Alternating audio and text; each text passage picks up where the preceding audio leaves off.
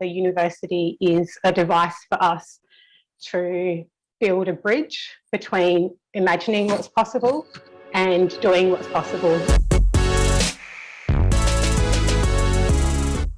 80 plus change makers, strategizing. My goal is to lead other women into their preferred path. Experimenting. Learning so much from just storytelling. There were no barriers to what you wanted to achieve. Dreaming and most importantly, doing. It was just incredible going from mentee to president. People have graduated. They've said they were going to do something and they finished. Well, anything is possible, as we always say at Imagine University. You've opened doors of possibilities. You've opened the way in which people can connect. The greatest lesson I've learned along this way has been that we are well and truly all in this together. 2, 1, go.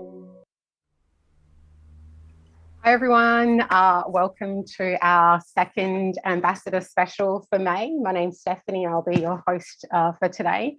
What you've seen was a highlight reel from our graduation ceremony last year, where we had people come in, cast their visions, and then do the action phase of their projects to complete of their project or a portion of their project as their vision continues to build to create educational equality for people across the world. And now we have been in recruitment phase, meeting some incredible people, listening to their vision statements and their plans on how they're going to set about doing this change this year.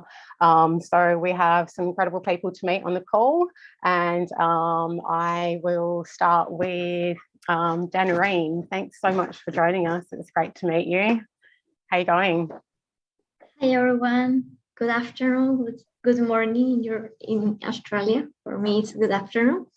I am a writer and activist who live in Peru. I was born here, and I consider it a beautiful country, but also a place where sometimes don't find the perfect role for more youngs or for teenagers or similar like that. And I consider it's a very good role for me to help in this way.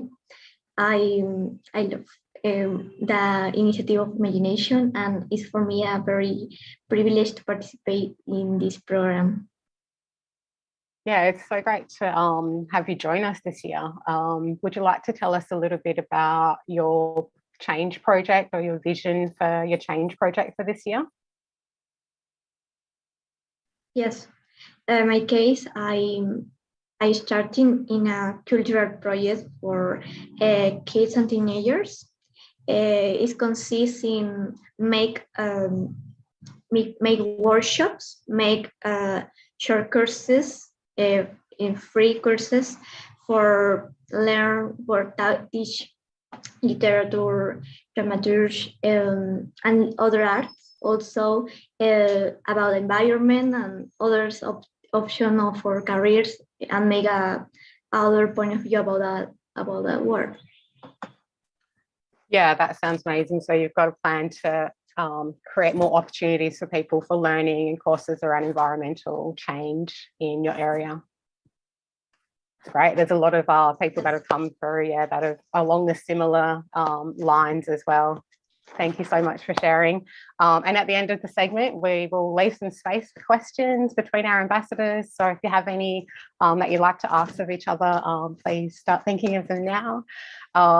We also have George joining us on the call. Great to meet you, George. Thanks for swinging in. Yes, great to meet you guys too.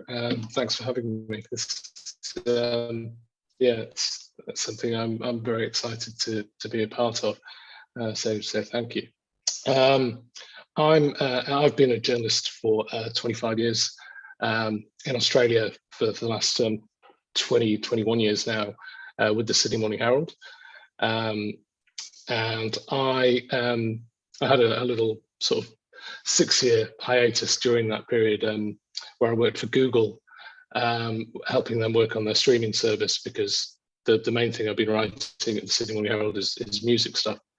And so when the Google job finished, I was thinking of what to do next. One thing I wanted to do was I had this kind of sort of fantasy to see if I could help people with writing and express themselves, because it's obviously something I've been doing sort of all my professional life. So I had when I got in touch with Amy and got this thing going on, I suggested to your colleague this plan of maybe being able to talk to a few groups of students, writers, want to be writers, whatever, and just maybe either asking them to write something and me sort of coaching them through it and helping, seeing how I can help them get better, or even just helping them get started, from scratch. Maybe, even something like, because I mean, what I do, like if I'm doing like live reviews, which is one of the things I do most at the Herald these days, if they thought of, if they had a concert or some cultural experience they went to and they wanted to write about it, then I could help them sort of, edit their thoughts or express their thoughts. So basically, my project, my plan, idea is to try and help people express themselves or express themselves better, if that's such a thing. Yeah, I think it's definitely. I think journalism and writing is such an important part of creating and designing overall society. How do you decide who gets to put their thoughts in there? I guess one of the things that we are doing at Imagi-Nation University is activating the intelligence from outside the margins, so giving the platform to young people like everyone that you've seen on the call today to write and tell those stories as well. So it's like the mentoring exchange, isn't it? Bringing your 25 years experience in the industry to some young people who may be starting out, and if you've got unlimited, I guess, options of how to start, how to frame it, how to put your emotions and thoughts into a story that other people can connect to, I think that's going to be super valuable as we move through. So yeah, keen to see how your project shapes, and thanks so much for joining us today. My pleasure. We also have Nia Lewis joining us. She's a returning ambassador this year, joined us in 2021. Thanks for jumping on and re-signing for 2022. How are you today? Yeah, I'm good, thanks. Thanks for having me. I'm really excited to be back as an ambassador and doing the Imagi-Nation University again. It was such an awesome experience last year. Great to hear, and we're building it together, so all of the knowledge that we put in and help design the whole overall experience too.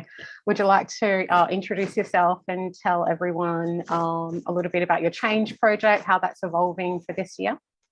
Yeah, I think it's kind of connected to my, like, how I enrolled last year, because ironically last year I enrolled as a citizen, and my change project was to try and work towards opening, working with some amazing students, one of them Aston's on call, to kind of work towards opening a youth co-creation space. As it happened, that didn't happen, and I kind of ended up focusing on making space to feed and free imagination in the school that I work at, and that kind of led to the emergence of like a weekly imagination factory that we do, and different things. So this year I've actually enrolled as a teacher that will help me, I guess, I'm hoping, like build on what I did last year. But then my change project has ironically gone back to the one last year, and looking at how we can actually almost open, like, you know, the vision is a different type of campus that specifically focuses on kind of making space for people to practice, learn about, and immerse themselves in creating change.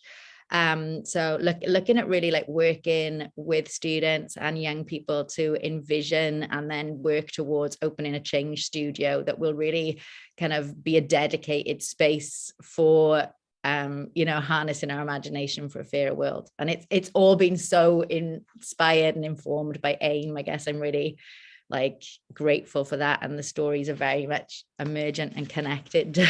So thank you. It sounds incredible, and I have read some of the writing that you've put forward as well about this creative space, and I love the name that you've given it, and you've attached that to a really visual sense, I guess, of what you want people to achieve in that. Do you want to tell us a little bit about that?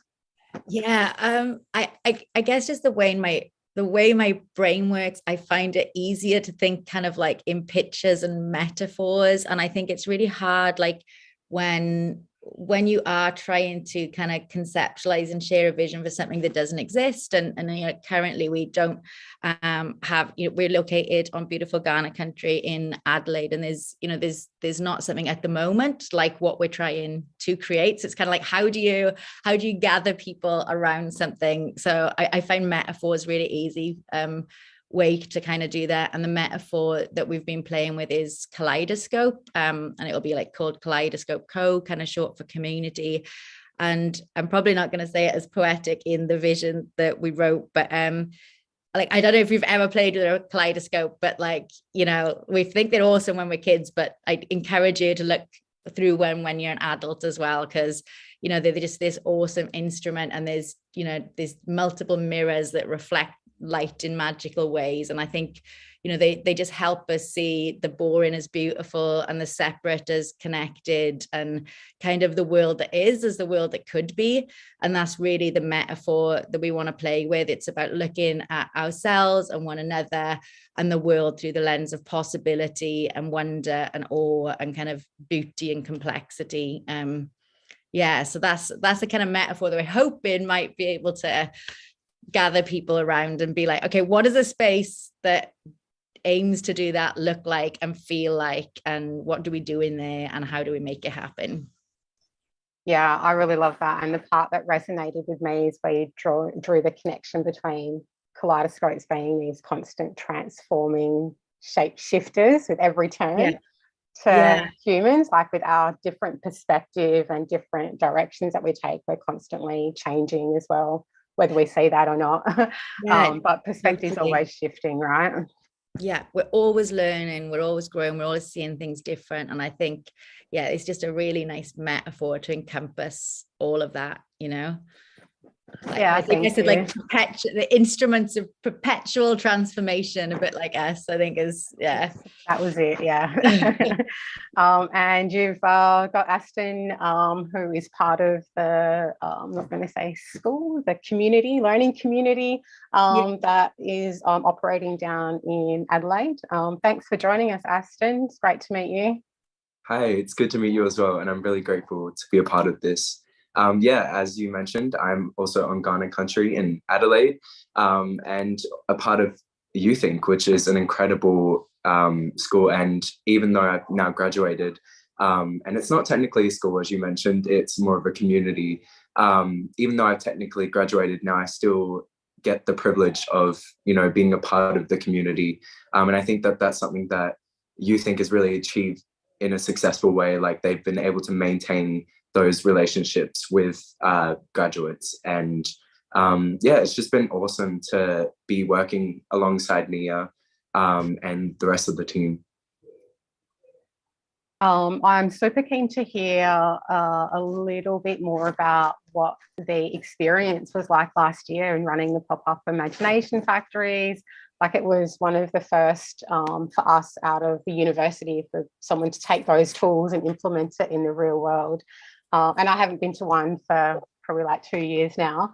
So when I saw some of the feedback coming through, I started kind of having flashbacks of what those days kind of feel like and the interactions with young people. So keen to hear some of your reflections from what went down, what were some of the really great moments that happened.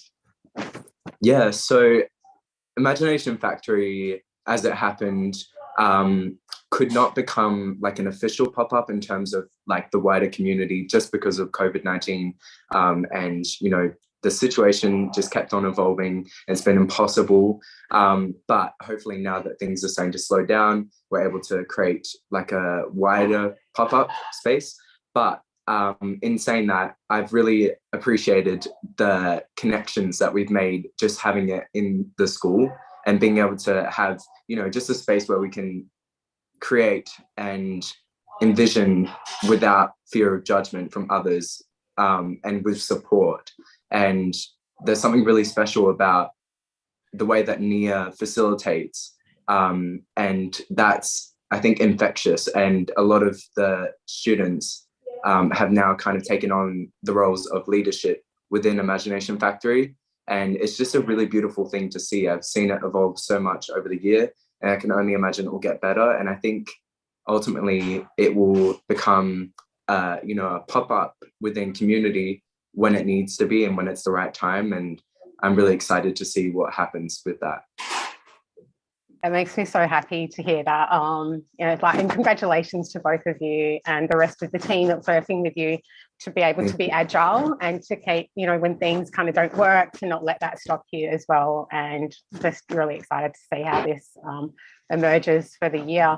Would you like to tell us a little bit about your change project? Is it continuing to stay engaged in the school and helping to or the community, the learning community, and helping to implement those events for this year?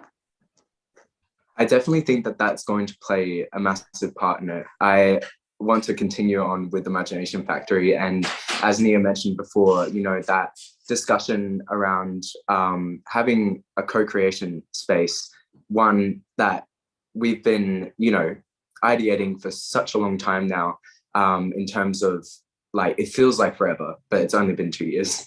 And I think it will be really awesome to see those ideas start to form in the way of, like, we can start connecting with community to understand what is actually needed, and just kind of start creating, I guess, like pop-up spaces of like the ideas that we have and the visions. Sorry, I hope this is making sense, but I'm just really excited for whatever it is that happens within the next year with AIM, because I honestly, I can't say that I 100% have, you know, a complete idea or vision of what my Changemaker project is going to be. But I'm really excited to just see what happens.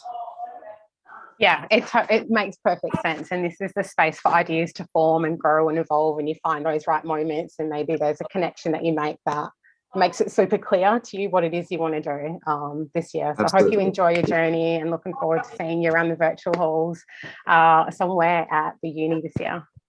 Awesome, thank you. No worries. We're going to say hello to Monica now. Thanks for joining us today.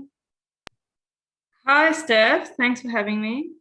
No worries. Would you like to give us an introduction to yourself? Tell us where you're joining from and a little bit about what your change project idea is for this year. Absolutely. So I'm joining from Naarm, Melbourne. It's a very cold day today, and I'm all dressed up in my warm clothes. So I worked as an English teacher in Japan for 5 years, and then I came back to Australia. I've always enjoyed working with young people and in the education space, but I decided once I finished my gig in Japan that I wanted to be more involved in doing or making change in the structural inequalities that we have not only in our country, but globally as well. So I decided to change directions from the education space and go into more studies. So I did a Master's of International Relations, And my direction hopefully will be the United Nations in the future, but baby steps. So I still wanted to be involved in education, still wanted to be involved with young people because I really enjoy that. I enjoy the mentoring space because I really like to be able to work with young people, because not only do they pick something up from me, but I feel like I can pick up a lot from them, and that's the best relationship, this mentoring relationship that we have. So that's why I wanted to get involved with AIM. Obviously, I've really enjoyed working with young people in not only the education space, but I do a lot of volunteering with refugee youth as well. And it's just makes me just so happy that I can make a difference, but then also I learn so much from them. So it's a really great thing that you have at AIM. So I joined this year as a mentor, and I'm still getting things sorted out. So I haven't really started anything yet, but looking forward to starting soon. Thank you. I just want to say I already can't believe the talent diversity that we have on the call in just maybe 8 or 9 people. And then we've got, I think, maybe 150 is approximate numbers for our successful ambassadors this year. So it's really incredible, this kind of micro community that we're forming. And we had an ambassador join us for our last week's episode who's running a change project in Peru, and it's about creating equality through access to English, so he's Spanish speaking, and in his community, a lot of those a lot of the English related knowledge, I guess, you have to pay for. So he's working out some ways to overcome those cash barriers to that, to unlock other opportunities. So yeah, there's some areas where we could pop you into to meet some of those young people where your skills could really help support their change project as well. And maybe that develops an overall change project for you this year. But thanks so much for joining us today. Thank you. Yeah, I'd really be keen to join that project. That sounds really amazing.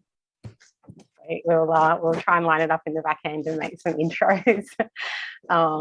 We also have Tess joining us today. Thanks for jumping on. Glad that you found us. Thank you for having me. It's great to be here. No worries at all. Would you like to give us an introduction? And I think you're a returning ambassador for this year as well. I am, yes. So yeah, I've been a mentor with AIM since 2018. Last year I was in Lismore on Bundjalung country. This year I'm in Armidale on Anawan country. And kind of my goal this year is to get AIM up and running out of UNE. It's a rural university. It can provide a lot of access and education to a lot of school students from the area, because at the moment I'm studying education from kindergarten to year 12. So I'm very, very passionate about education and every single child's right to have access to the same type of education and a comprehensive education to give them the tools to become successful in whatever path they choose post-school, whether that be something that leads them on to university, or whether that is they want to go into a trade or they want to become an artist. Like it's all up to the kids. And I'm a big believer that school and the people in the community that these kids live in, it's their duty to give them those tools.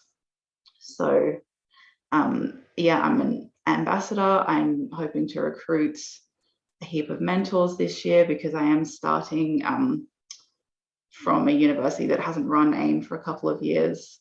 And from there, hoping to just start up a bunch of tutor squads and maybe, if things go very well, even a program day or two. Yeah, it's that original bridge that we had with the program before we went global was between the high schools and the universities. to have university mentors, and high school students walk along that bridge. So it's great to see that they are occurring again after slight disruption with not being able to do anything for 2 years. Do you want to give us a little recap on some of the activity that took place last year with any of the runnings or trying to get things up and running? Last year, I didn't have a lot of success last year because we ended up with a lot of lockdowns and a lot of kind of inaccess to the internet for a lot of people I was trying to talk to.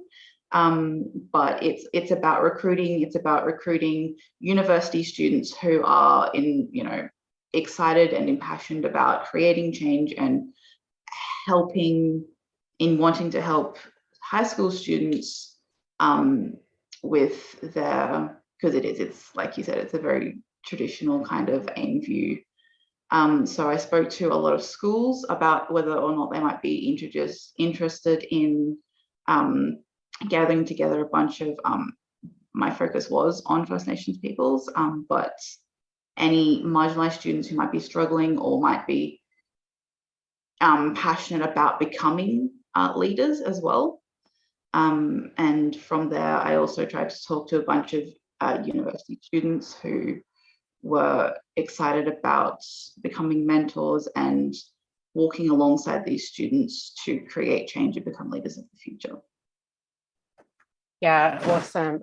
We're firm believers in learning from failure, and some of those things are outside of our control when we can't quite reach our own goals. So excited to see how you keep building on this and hear some stories of the young people that you're working with filter in and the mentors. I think that moment of recruiting mentors, for me, it was like a little micro community of my own with people with same interests. I got so much energy from it and inspiration. So I'm hoping that you find that this year as well. Thank you very much. We also have Josh joining us. I believe this is your second Imagi-Nation TV episode. And my first year as part of the program, and I'm really grateful to be part of it, and have just had such a great time learning about the kind of some of the thinking that's gone into the program and the way that it works and the kind of living systems thinking around how it works. So yeah, I'm really lucky to be here. Would you like to give us a little introduction to yourself and some of the interesting spaces that you work in with creative arts and all that cool stuff?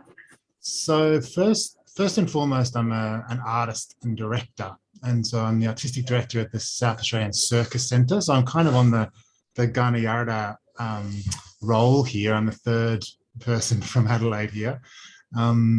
And so I work as a director and a facilitator, especially in body-based arts, so circus and physical theatre and so on. But also on top of that, I'm a linguist. And so I'm involved in language reclamation, especially I'm most interested in. And here on Gana Yarda, the community has done a really amazing job. It's one of the best examples in the urban world of a reclaimed language. So the last Ghana speaker passed away in about the 1930s, I think, at which point the language became asleep because of systemic oppression and government policy. But community has reclaimed it and is in a process now of revitalising. And so we use body-based practices in a collaboration with Ghana Wadapinch based at Adelaide Uni in that kind of that act of language right. People have a right to speak or sign the language that they are born into or should be born into. I extend it to signed languages as well, that there's also a situation where young deaf kids are not given the right to sign their native language, and so that's equally part of that. But really I'm interested in the kind of that Venn diagram of creative practice and community-driven language reclamation. Where does creativity and emergence and imagination kind of catalyze a community-driven approach to reclaiming what is theirs or revitalizing what is theirs? And so my connection points to that are in traditional Australian languages here, Kaanawara here, but then also Irish Gaeilge as well. I'm part of that community as well. I love the phrasing that you used around language as asleep. Like I've heard so much. I'm an Indigenous woman, and I've heard so much about like language is dead, and these kind of just black and white kind of points of views.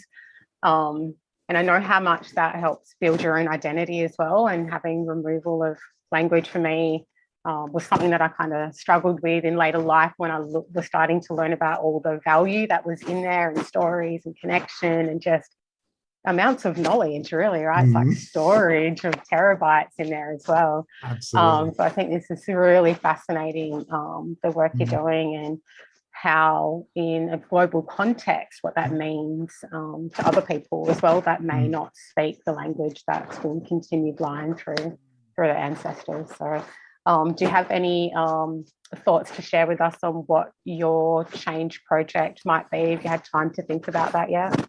Yeah, I think it's going to be looking at the patterns and protocols common to a global approach to language revitalization. You know, that there are common principles, whether that's kind of community driven, not resting on the shoulders of an individual person or family, things like that I'm interested in exploring and kind of documenting better. So yeah, super interesting. Can't wait to see how it starts emerging. Yeah, thank you. We also have is it I'm not sure how to pronounce your name, but I think it's Yuki Chen. Lynn? Yes, Juki, how you going? Thanks for joining us today. Let's go pretty well. Not too much on my side about trying to figure out the code for my project right now. Is there a prompt for this? Sorry, I didn't. Yeah, would you like to just give us an introduction to yourself? Tell us where you're coming from, how old you are, and then we'll jump into some ideas for your change project that you have. Sure. So I'm Juki. I'm currently 18. In terms of what my current projects, I have been organizing tutoring program in my school to help ESL students.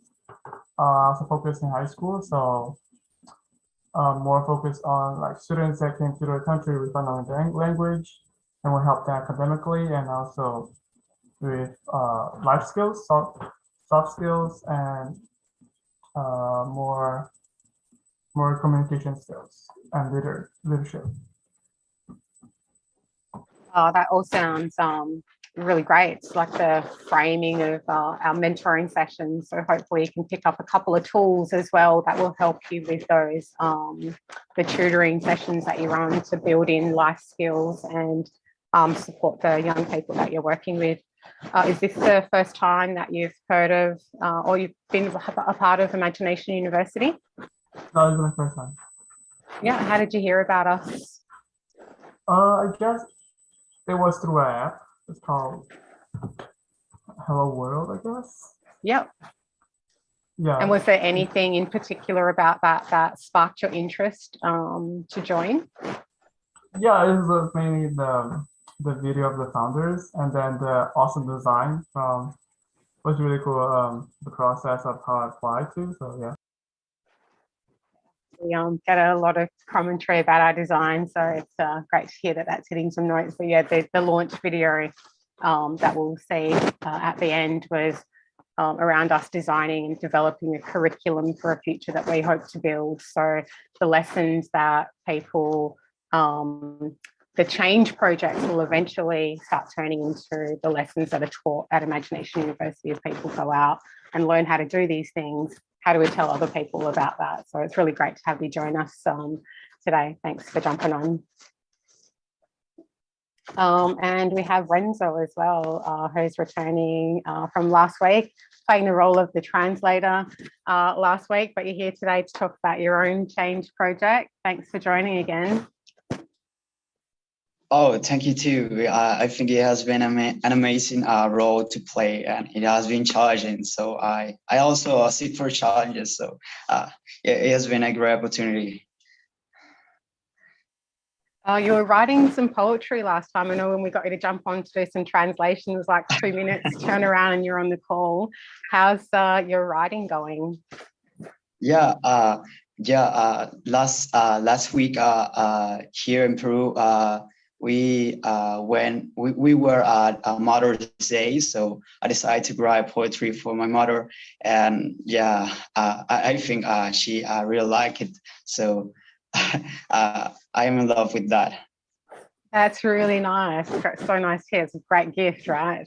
I've never had anyone write a poem for me, let alone my children for Mother's Day. So yeah, really incredible present that's just from your heart and from your mind and from you. Would you like to give us an introduction to yourself and tell us a little bit about the change project idea that you are planning this year? Yeah, I'm 17 years old. I'm from Peru, Latin America, and I live in a beautiful country, which I think has a lot of needs, particularly in education, as well as science. So I decided to merge both passions, science and education, which are my strongest areas, and decide to make a project within those boundaries. So I love the opportunities. I'm grateful for opportunities I got during my whole life. I've been awarded for as high school scholarship here in Peru, where I study almost my secondary school, and I think that has been a great moment in my life where I really got grateful about the things that life bring to me. I think that seeing the other people or the students weren't having same opportunities as me just make my heart broke. And I think that it has been an inspiration to keep forward in my project. So as Aston, I think was saying, I also like the model that AIM has, like just to making or encouraging people to create their own projects or creating a space where projects can pop up and just create wonderful things. So I also like that idea, and I will take that as a model. I have like 2 projects indeed, and my second project will be like a leadership program to help students also upskill their soft skill abilities, also make them personally personally free to really outspoke their decisions, what their ideas are, and also because we live in Peru in a unprivileged background here in my community, where students lack from proper education. Mostly in their families, they are abused, and that's something that also we want to fight here in my program, where we bring students the opportunity to spoke their needs, and also to be able to teach them how to be resilient in those cases. So we want to make them free to really become the leaders of tomorrow. So I think that that's an important part of my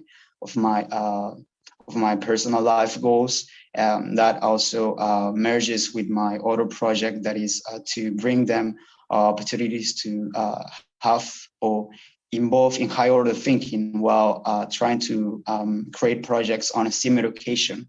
So that's something I would love to implement the last months of this year.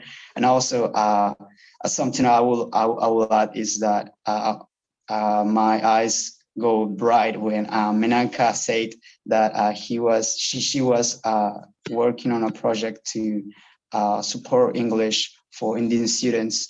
And recently, I've heard my last peer from the last TV show, that Ernesto, who said that he was also trying to create a project for English students, or for Peruvian students to learn English. So we are working on a project to both together. I will encourage them to work with me. And in the same school, we are working for leadership program to really help these students to learn English. So I will be glad to contact with you. Yeah, that's the unlikely connections at play, right? It's really hard to describe it to people in a word, but when you see it, and I just want to say, I admire your bravery, Renzo, for deciding to do something. Like when you see a difference, I guess, in disadvantage, if you're living a life that is a level of privilege compared to some other people in your community, and seeing that there's a lot of heavy issues that kind of come along with that as well, and the life that people lead. So thanks for being brave enough to decide to do something about it and put out some really positive platforms and ways for people to have support in those areas as well. Yeah, of course. As far as I'm concerned, I think that most of our desire to help comes from realizing that we are a privilege, or we can be grateful in many ways. Not just happens that we have to be privileged to be grateful. So when we are in a grateful state, we'll try to make other people have a better life. So I think that that's also a value to embrace and help students to also have access to. Yeah, wonderful. I'm not going to add anything onto that because it was perfect. So I'll just leave the floor open now. If anyone has any questions, we'll throw it over to you to ask and connect. Well, for me, I consider I listening all this project for everyone, and I consider all our stranger interesting, and also have very similarity for the vision, for the mission of all. I consider we will make interesting networking sessions. I like that. I am very happy with this team. So great to hear. Yeah, the sessions are definitely interesting. I love the conversations that come out of some of the meetings that I get to be a part of. Does anyone else have questions for each other, or any thoughts or reflections before we roll to the credits? I have one question. I mean, I've had obviously have my ideas for what I want to do, and my next step is getting connected with people, like communities to talk to.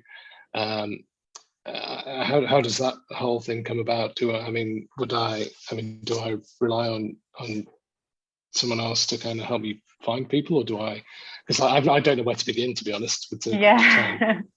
It's part of the university engagement and experience. So we have induction taking place before the end of May, where you'll be introduced to chatter pages, which are like community forums.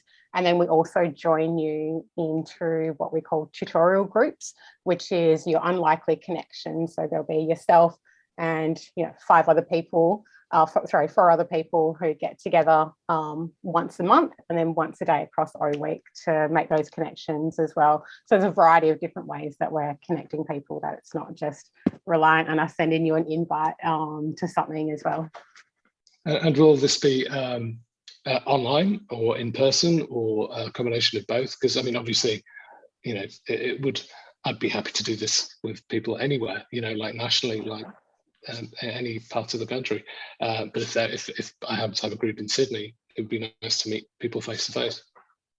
Yeah, absolutely. Definitely combination. It's almost like a choose your own adventure. But when you're out there implementing your change project, there's points of connections with people. They might not be part of the university, but if there are people that are located close to you and you'd like to do some work with them, we could definitely look at matching you up if they're outside of your troop group, and getting some other micro kind of communities formed and conversations and ideas all happening.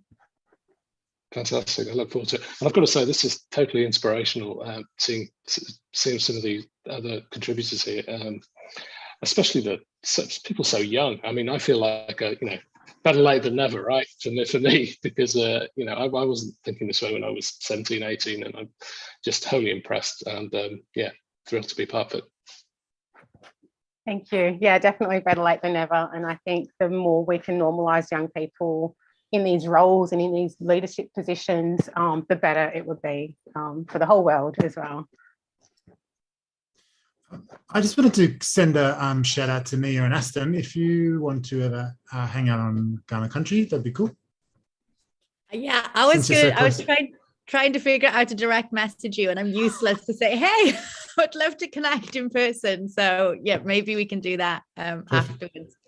Me too. Yeah, that would be great. We could just like catch up for coffee or something and discuss our ideas and visions, and yeah, it'd be great. And also, I just want to give a shout out to Renzo, just because the work that you're doing, like from what I hear, the ideas that you have are just, oh, sorry, I don't know if this is disconnected. Oh, we've still got you. Oh, I'm still here? Okay, cool.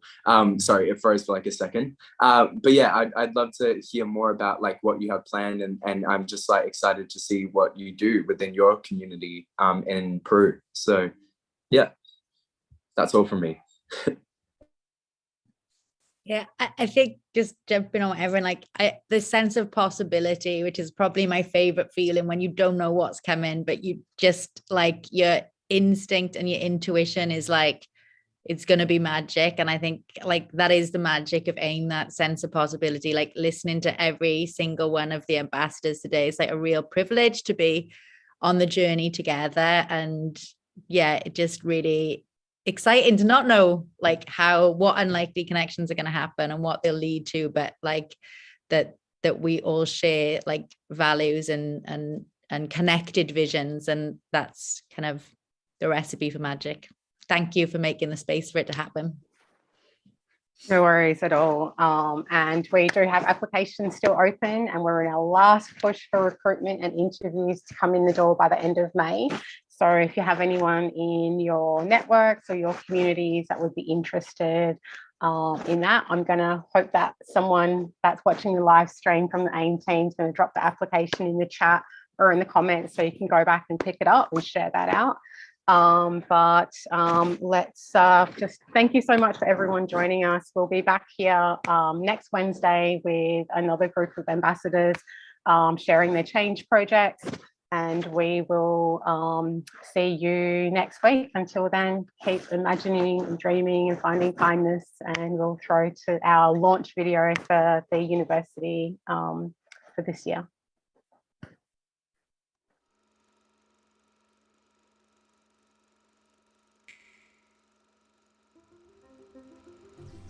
Let's imagine what a free and just world looks like. Let's imagine a university free for all, with no paywalls to higher order thinking for anyone, anywhere. Let's imagine a social network for good. A bridge for us to come together and redesign the way the world works. Let's imagine what happens when we tell the kids at the back of the class, we see you. There is a generation of kids just like you. Let's imagine school students, university students, teachers, executives, citizens coming together to work on a curriculum designed for a future that we hope to build. Now, imagine. It's happening right here. And you're invited. Welcome to Imagi-Nation University, brought to you by AIM, the Imagination Factory. Applications are open now.